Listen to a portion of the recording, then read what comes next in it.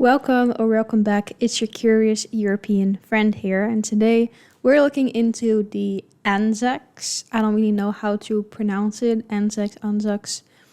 I don't know, but I believe they are the combined, or they were the combined forces of Australia and New Zealand united as an army, or something like that. If you can tell me more, let me know in the comments. But yeah, I've been looking into a bit of Canada's history. And so today I wanted to look into Australia and New Zealand. And this video is about why they gave their enemies generals headaches in World War II. So let's go ahead and find out why. It's a running joke that Australia and New Zealand don't actually exist. However, we can assure you that this isn't the case. While Tasmania may be fictional, Australia and New Zealand are far Is that a running joke or something? from it, and these two allied nations fought with bravery and distinction in the Second World War.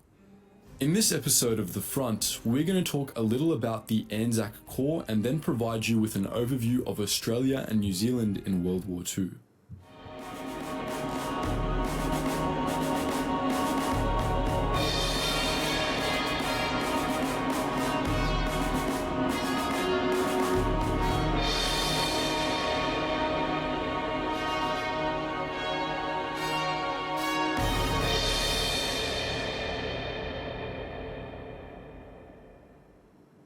Firstly, let's distinguish the Australian and New Zealand Army Corps, or just Anzac Corps, from the Australian Army and New Zealand Army. As the title implies, the Anzac Corps was a military unit comprised of Aussies and Kiwis. It was created in the First World War during the Gallipoli campaign, though it was disbanded in 1916. The Corps was briefly remade in World War II during the Battle of Greece, and so too in the Vietnam War and the East Timor crisis.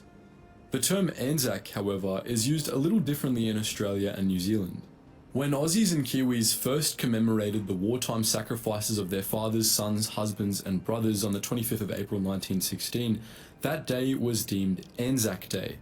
Though every Anzac Day since commemorates not only the sacrifice of those who fought in the First World War, but the sacrifice of all Australian and New Zealand military personnel in all subsequent conflicts. In Australia at least, we attend a dawn service and hold a minute's silence for the dead. We also wear blood-red poppies, the same that bloomed on the raised battlefields of Europe in the Great War. So we know that the Anzac Corps briefly served as a distinct unit in World War II, but what else did the Aussies and New Zealanders get up to in the most devastating event in human history? First, let's take a look at the Aussies. A British Commonwealth nation, the land down under followed Britain into war against Nazi Germany on the 3rd of September 1939, and against Germany's allies later on.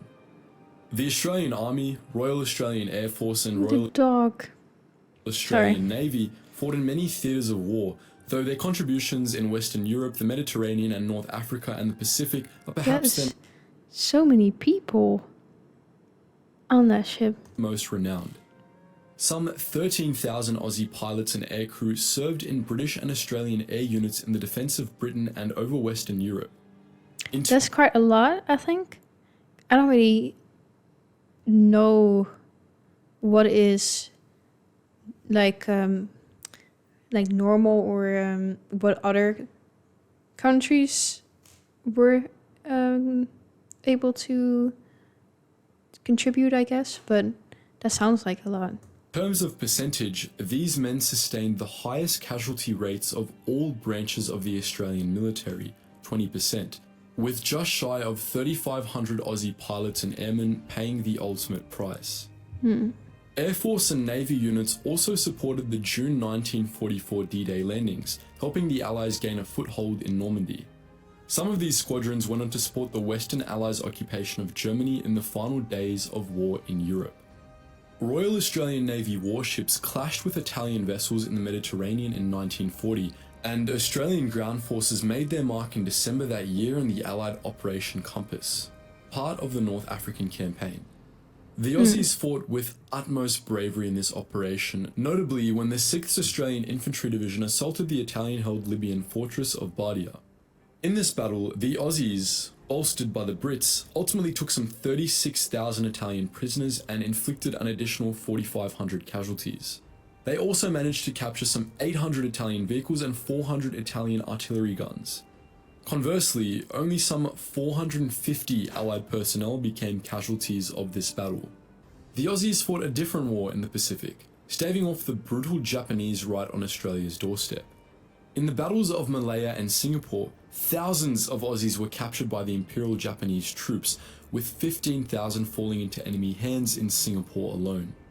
Further losses were endured in the New Guinea campaign, which went all the way from January 1942 to just about the end of the war, and Aussies fought and died in the bloodthirsty 1945 Borneo campaign too, a conflict famed for its savage guerrilla warfare in which Special Operations Australia, or SOA, played a crucial role. Australia herself tasted Japanese ruthlessness, most notably in the February 1942 What bombing is of that?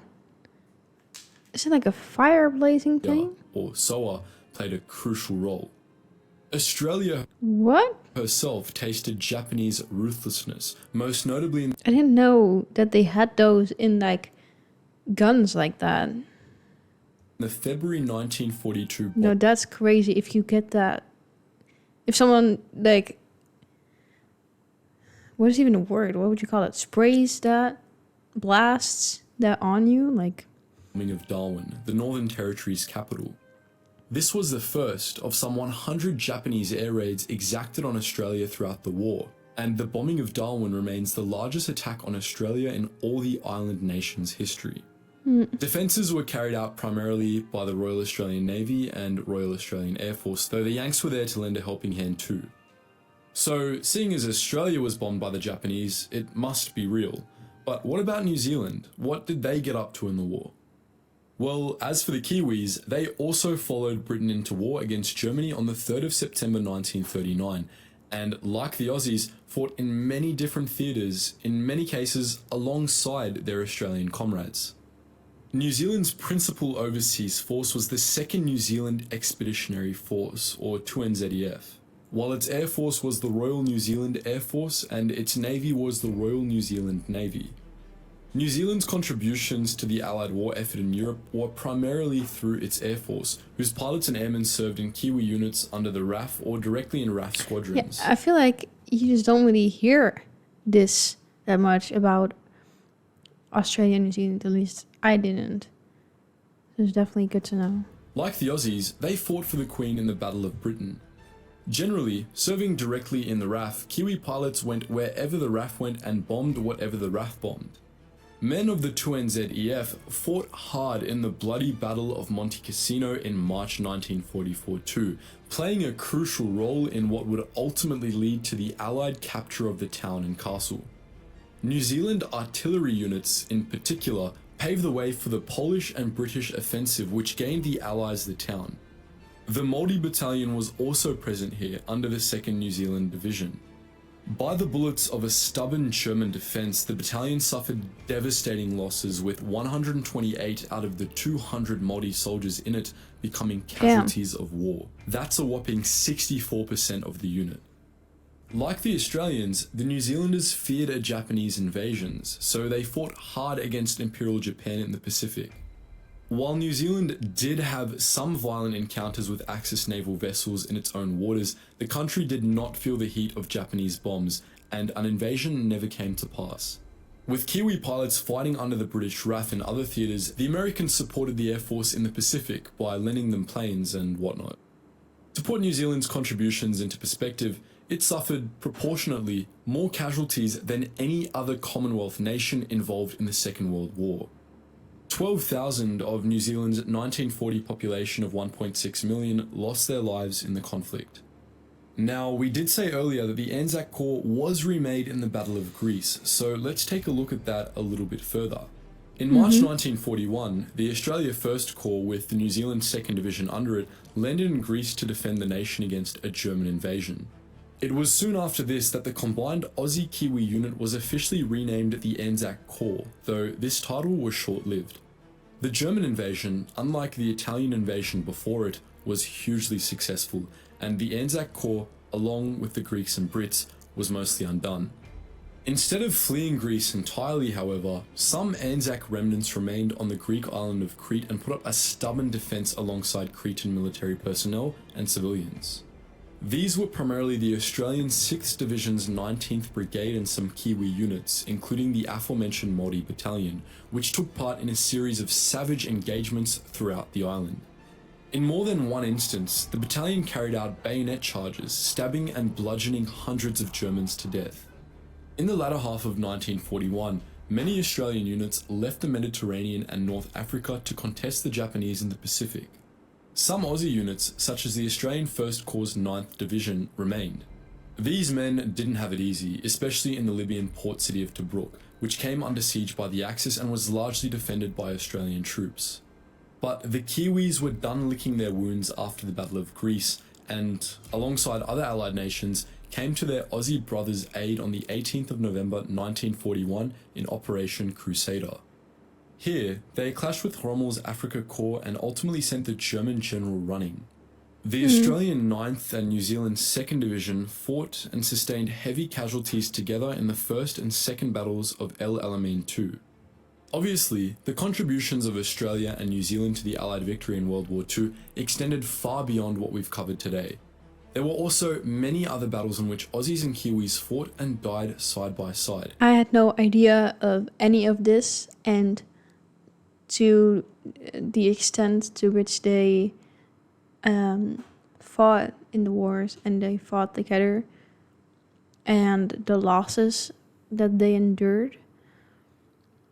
I mean, at least I know now, but no, that's crazy to think about. And also that it's not mentioned as much as like the contributions of other countries, other Commonwealth countries, I guess you would say. And I can imagine that the combined forces, the ANZACs, were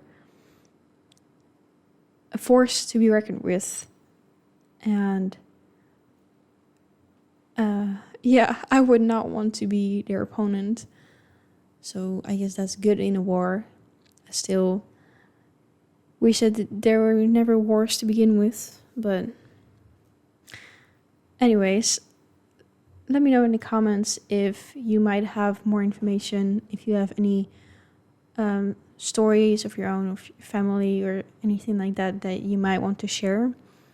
And I'll see you in my next video very, very soon.